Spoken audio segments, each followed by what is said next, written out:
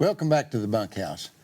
It's with great pleasure and pride that I introduce you to a friend of mine who's a retired Texas Ranger. I've always been enamored with people who dedicate themselves to enforcing the laws of our great state or our nation or our city.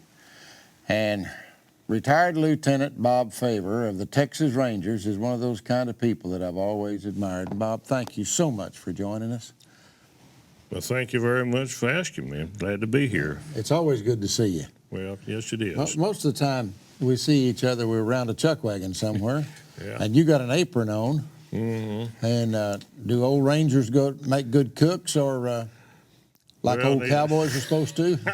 You get too old to ranger a little bit, it's kind of like the old cowboys, you just start cooking. Just so you can stay apart. Right, yeah. Tell us a little bit about your early career and how you got to be a Ranger.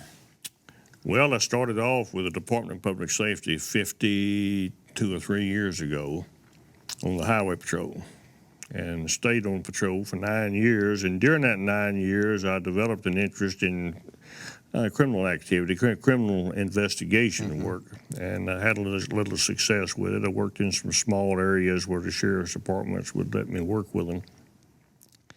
I decided one day if I was ever going to get in the Rangers, I'd have to make an application. So I wrote a letter to Homer Garrison, who was the director of the DPS at the time. Told him I was interested. And my application letter lay on his desk for 3 years. Never heard a peep. Then one day I got a letter that said, be in Austin tomorrow for an interview board. They had 3 openings, and they called 11 of us down there for the interview, and I was one of the lucky 3 to be picked. And that was back in 1967. And then 25 years later, I retired in 92 and had a wonderful time.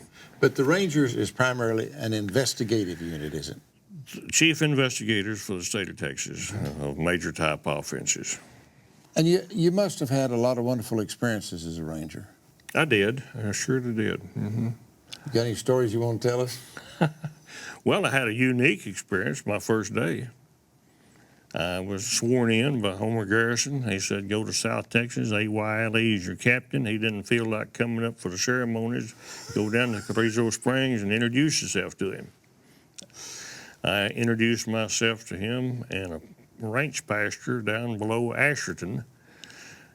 And he had shot a house full of tear gas, and the curtains were burning, and gas and smoke was coming out of the house and everything, and the stolen car, and the deputy sheriff had been shot, and he was laying out there in the pea patch, and all the shit, windows shot out of his car. And Cap told me, I told him who I was and could I be any help, and he told me to get a certain part of my anatomy in that pasture and find those SOBs. And that's how I met my captain.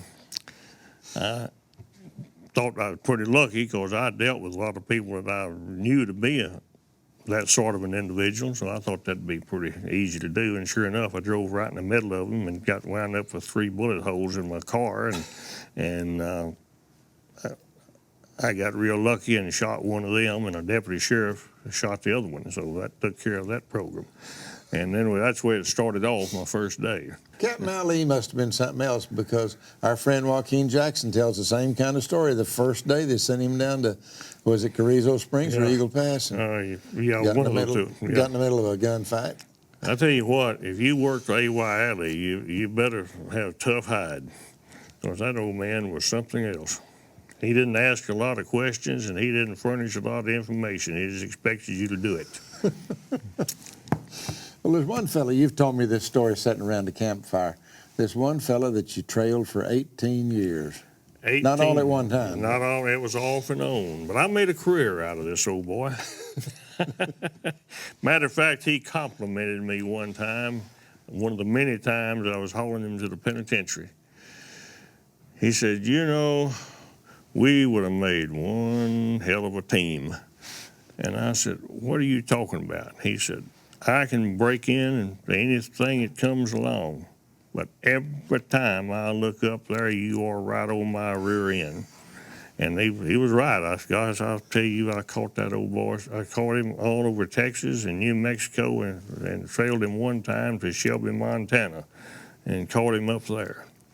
And But he was around her, and he could pick any lock that came along. I started to ask you, how did he get out of all those jails? Well, he made locks out. If he could see a key, he could photographic memory, and he could make a key out of. He'd take his toothbrush handle, his comb, his plastic spoons, use Brute aftershave lotion as a vehicle for fluid, and melt them down, and take a slice of bread and press out a trough in a slice of bread and pour that molten plastic into that, and then with a razor blade that he was permitted to have to shave, he could cut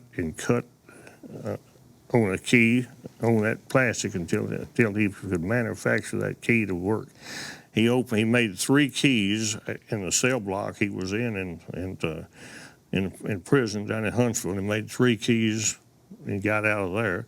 He made 1 key in a similar matter in the jailhouse at Brady. Of course, Brady was real easy. The sheriff just didn't want to carry a bigger row of keys, so he had every lock in the jailhouse keyed to the same one. So one key fit the whole works up there. But I have those keys.